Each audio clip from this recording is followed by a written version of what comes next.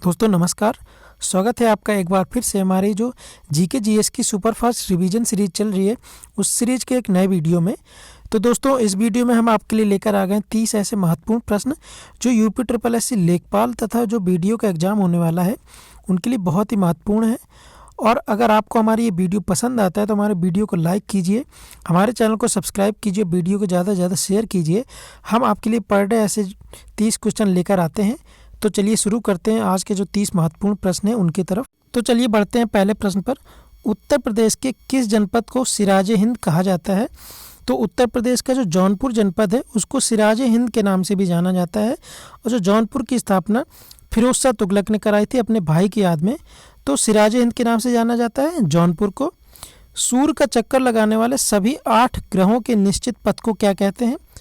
तो जो सूर्य के चक्कर लगाते हैं 8 ग्रह, उसके एक निश्चित पथ को कक्षा कहते हैं।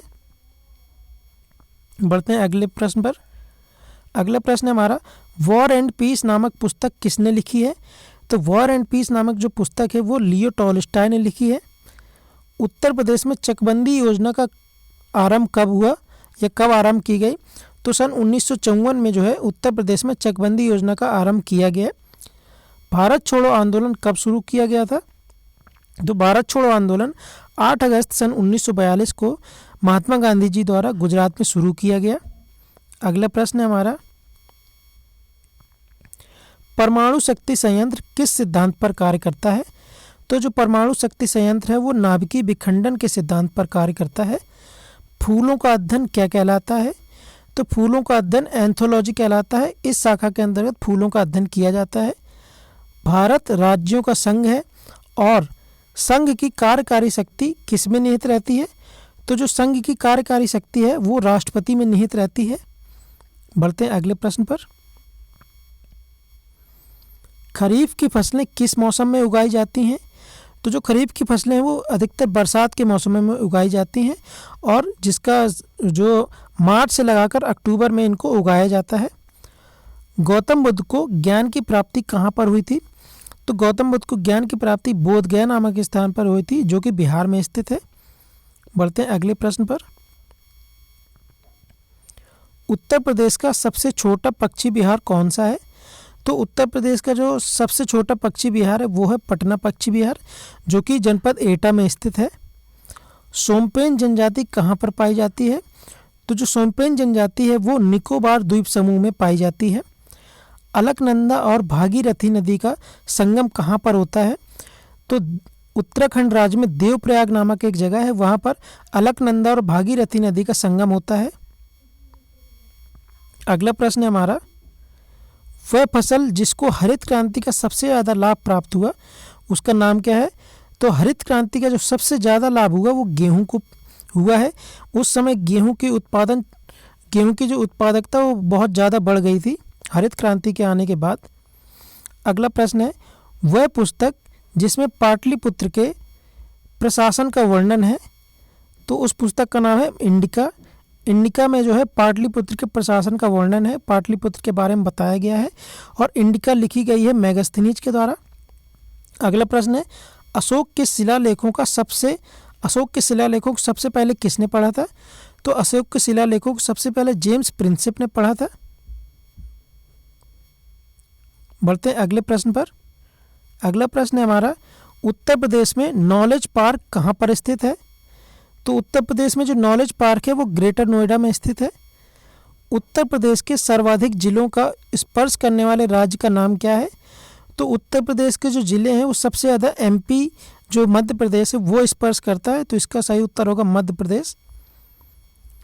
जो ग्लोबल 500 पुरस्कार दिया जाता है, ग्लोबल 500 पुरस्कार, ये किस क्षेत्र में दिया जाता है? तो ये पर्यावरण प्रतिरक्षा क्षेत्र के लिए दिया जाता है।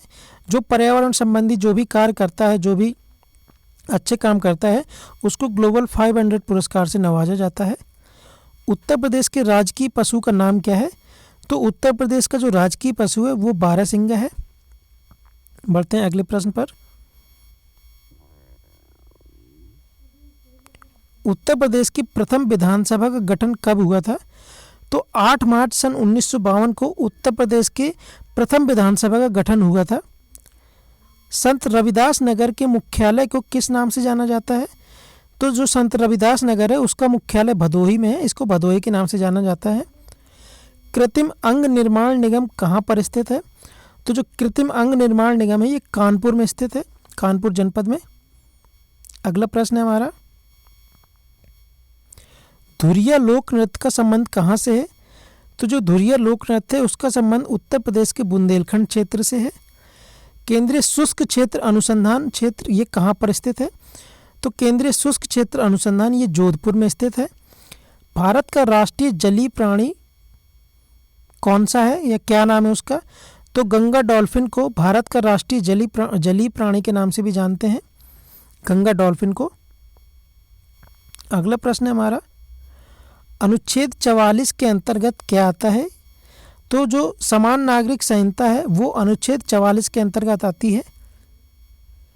भारतीय संविधान में मूल कर्तव्यों को शामिल किया गया किसकी संस्तुति पर या किसकी अनुशंसा पर? तो सरदार स्वर्ण सिंह समिति की अनुशंसा पर जो है भारतीय संविधान में मूल कर्तव्यों को शामिल किया गया। अगला प्रश्न है हमारा, राज्यसभा का पदेन अध्यक्ष कौन होता है? तो राज्यसभा का जो पदेन अध्यक्ष होता है वो उपराष्ट्रपति होता है, इसको राज्यसभा का सभापति भी कहते हैं। जो भी व्यक्ति उपराष्ट्रपति होगा वो राज्यसभा का पदेन अध्यक्ष या पदेन सभापति होगा। भारत के आधिकारिक दस्तावेज को किस नाम से जाना जाता है? तो भारत का जो आधिकारिक दस्तावेज होता है उसको श्वेत पत्र के नाम से जाना जाता है। तो दोस्तों, अगर आपको हमारी ये वीडियो पसंद आया है तो हमारे वीडियो को लाइक कीजिए और हमारे चैनल को सब्सक्राइब कीजिए, हमें ज़्यादा से ज़्यादा सपोर्ट कीजिए। तो चलिए मिलते हैं अगले वीडियो पे, तब तक के लिए जय हिंद, जय भारत।